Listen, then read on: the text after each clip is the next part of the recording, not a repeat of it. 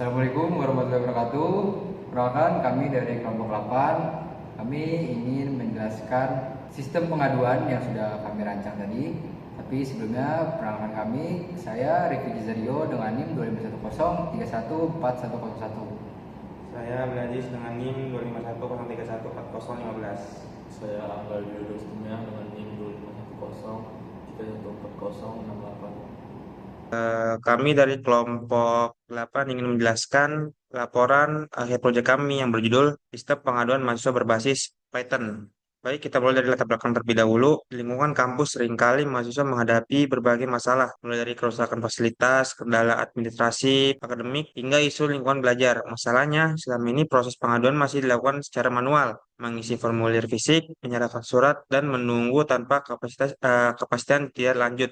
Proses ini sangat lambat, rawan kehilangan data, dan tidak bisa dipantau perkembangannya. Nah, dari sinilah muncul ide untuk membuat solusi digital. Kami merancang sebuah aplikasi desktop berbasis Python yang dapat digunakan untuk mencatat, mengelola, dan memantau status pengaduan mahasiswa secara real time. Dari latar belakang tadi, kami merumuskan 4 pertanyaan utama. Pertama, bagaimana merancang antarmuka grafis yang intuitif menggunakan Tkinter. Kedua, bagaimana mengimplementasikan struktur data list of dictionary untuk menyimpan data pengaduan. Ketiga, bagaimana menerapkan algoritma bubble sort untuk mengurutkan data berdasarkan nama. Dan keempat, bagaimana membangun fitur statistik rekapitulasi berdasarkan status pengaduan. Tujuan akhir adalah menghasilkan aplikasi CRUD yang lengkap dan siap didemonstrasikan. Belum masuk, saya akan menjelaskan sistem flowchart terlebih dahulu. Nah, cara kerja flowchart dimulai dari pertama ada mulai, yaitu ketika pengguna menjelekkan file Python. Pertama, aplikasi membuka jendela, pasti menampilkan fitur form utama GUI-nya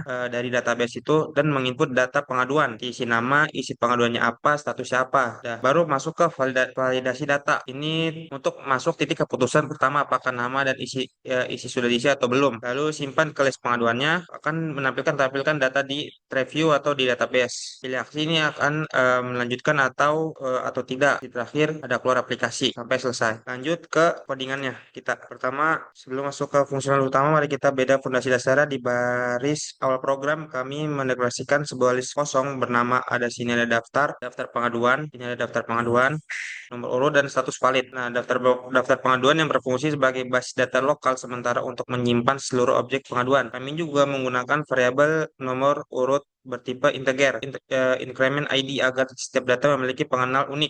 Untuk menjaga konsistensi data status, kami mengunci opsi menggunakan tipe data tuple. Status valid.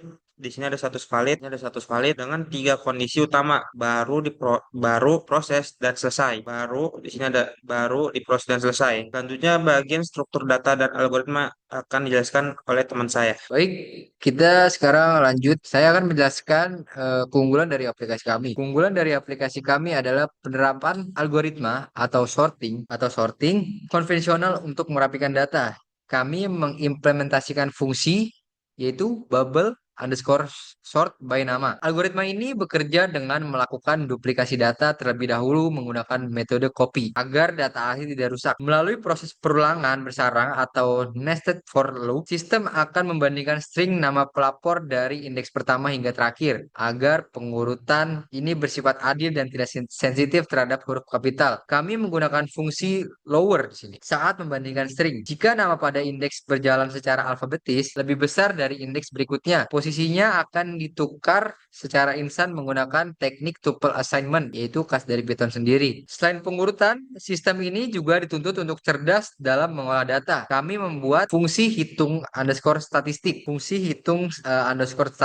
yang memanfaatkan dictionary comprehension untuk membuat rekapitulasi status secara dinamis. Melalui perulangan tunggal, sistem akan menghitung akumulasi jumlah laporan berdasarkan statusnya masing-masing. Terakhir, kami akan membuat fungsi utilitas yaitu cari underscore index underscore ID. Menggunakan built-in function atau enumerate, fungsi ini sangat krusial karena bertugas memetakan letak indeks baris data di dalam memori saat user ingin mengubah atau menghapus pengaduan tertentu. Selanjutnya, kita lanjut ke rancangan antarmuka aplikasi untuk menjadi 4 area utama. Area pertama yaitu form input yang menggunakan label frame yang berisi komponen entry untuk menginput nama pelapor serta isi pengaduan dan dilengkapi dengan combo box untuk memilih status awal laporan. Selanjutnya di tabel output, kami menggunakan komponen ttk.review untuk menampilkan data secara interaktif dan tabel ini didefinisikan ke dalam 4 kolom utama yaitu ID, nama, isi pengaduan, dan status. Yang ketiga adalah tombol aksi. Di bawah tabel, kami menyediakan 4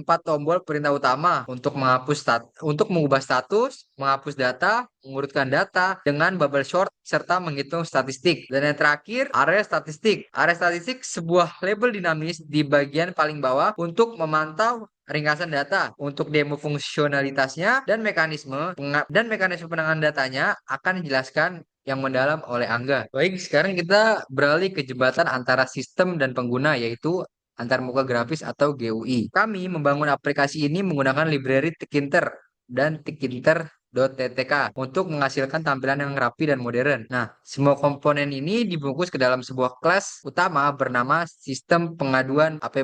Pada fungsi konstruktor underscore unit underscore, kami mengatur dimensi jendela aplikasi sebesar 700 kali 500 pixel dan langsung membagi layout menjadi 4 area utama. Yang pertama ada bagian form input. Di sini menggunakan table frame yang berisi komponen entry untuk menginput nama pelapor serta isi pengaduan yang dilengkapi dengan combo box untuk memilih status awal laporan. Selanjutnya di bagian table output. Nah, di bagian table output ini kami menggunakan komponen TTK atau tree view untuk menampilkan data secara interaktif. Tabel ini didefinisikan ke dalam 4 kolom utama yaitu ID, nama, isi pengaduan, dan status. Selanjutnya di bagian tombol aksi. Nah, di bawah tabel ini kami menyediakan 4 tombol perintah utama untuk mengubah status, mengubah data, mengurutkan data dengan bubble sort, serta menghitung statistik. Dan selanjutnya kita di bagian statistik. Nah, di area statistik ini sebuah label dinamis di bagian paling bawah untuk membantu memantau ringkasan data. Dan untuk demo fungsionalitasnya dan mekanismenya akan dijelaskan lebih lengkap oleh Angga.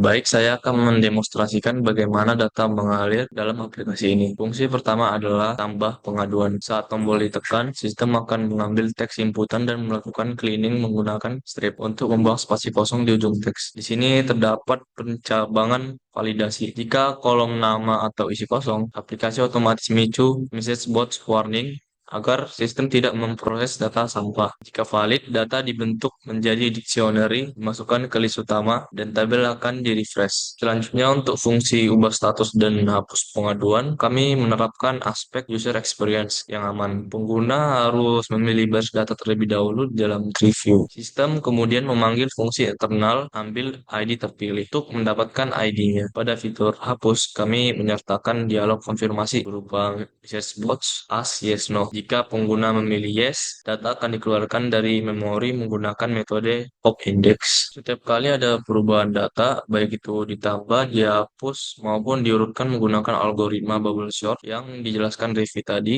fungsi refresh table akan dipanggil.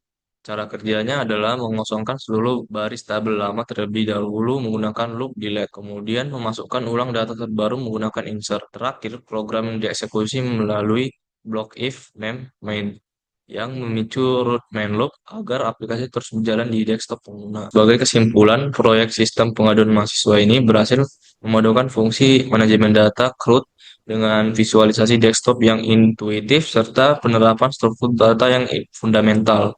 Aplikasi ini siap dikembangkan lebih lanjut, misalnya dengan integrasi ke basis data SQL yang sesungguhnya. Baik, selanjutnya setelah kita sudah menjelaskan sistem dari Python sendiri itu, sekarang kita masuk ke running dari sistem pengaduan ini. Baik, di sini ada form pengaduan, selanjutnya ada nama pelapor, isi pengaduan, dan status. Di sini kita isi nama pengaduannya yaitu pertama Abdil, isi pengaduan, eh, AC rusak. Kita kita statusnya kita baru, selanjutnya kita tambah pengaduan. Nah, pengaduan ID 1 ditambahkan. Apakah hanya 1 orang?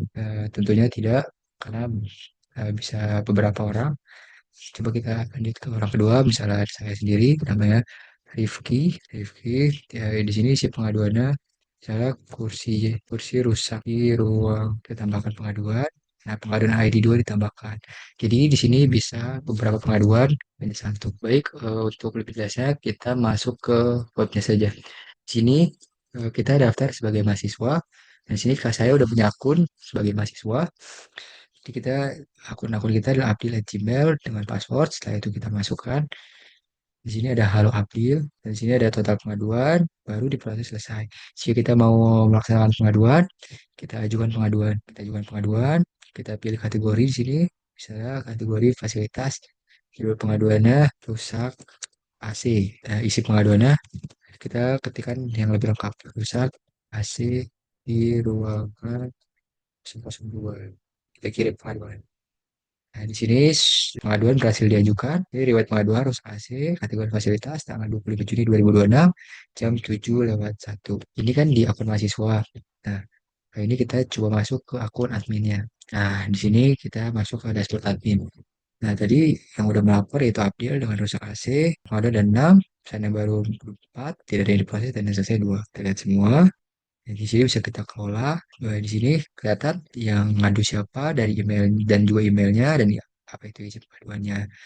Nah, di sini kita bisa tulis tanggapannya, mungkin sebagai dosen atau sebagai fasilitator di dalam kampus. Ini tanggapan untuk mahasiswa. Siap, segera kami perbaiki. Ya, ubah statusnya diproses. Kita simpan. Baik, kita lanjut kembali ke pengaduan. Nah, di sini statusnya diproses ya.